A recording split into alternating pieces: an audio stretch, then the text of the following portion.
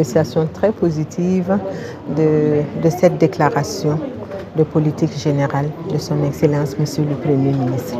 Donc, comme vous l'avez suivi, vous voyez que le vote a donné 71 sur 71 voix pour. Donc, ça veut dire que c'est à l'unanimité des députés qu'il a été plébiscité. Donc, ça veut dire que vraiment, nous sommes très satisfaits de cette déclaration qui a pris en compte toutes les préoccupations et les défis qui se posent dans le Burkina d'aujourd'hui. Oui, globalement, vous l'aurez constaté à l'issue des votes par les députés, la sanction de cette déclaration qui est plébiscitée, si vous voulez. Donc c'est la preuve que le contenu est appréciable.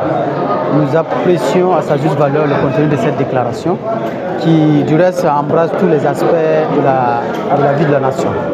En commençant par la situation sécuritaire, humanitaire et la bonne gouvernance. On peut dire que c'est riche. Le contenu est riche. Ce que nous attendons tout simplement, c'est du courage au gouvernement, avec donc à sa tête son Excellence Monsieur le Premier ministre, dans la mise en œuvre. Parce que c'est justement là-bas que nous attendons plus le gouvernement. Et c'est tout le mal que nous leur souhaitons, c'est de réussir donc, le déroulé donc, de cette déclaration. La déclaration du Premier ministre qui a été adoptée par les députés ce soir répond aux aspirations de la population, surtout en ce qui concerne l'insécurité. On est satisfait, mais maintenant il faut que la mise en œuvre soit effective pour que la population bénéficie de tout ce qu'il a dit comme déclaration. Nous avions suivi avec une attention particulière cette déclaration de politique qui est vraiment exigée par la situation de notre pays.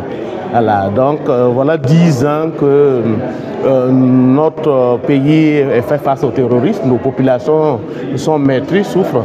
Donc quand on appelle à telle fonction un des fils, comme d'autres fils qui ont été appelés à d'autres fonctions, nous avons le devoir d'être disponibles, de l'écouter, de l'accompagner, et c'est en cela que nous avions suivi, et dans toutes les articulations qu'il a développées, nous nous retrouvons et nous espérons que les populations que nous, députés, nous représentons ici, se sont retrouvées, et comme il a dit, pour faire obtenir des résultats probants, de changer les choses, revenir, obtenir notre pays tel qu'il était et mieux, en termes de développement, en termes de paix, en termes de bon vivre ensemble. Il faut que nous puissions apprendre à être ensemble.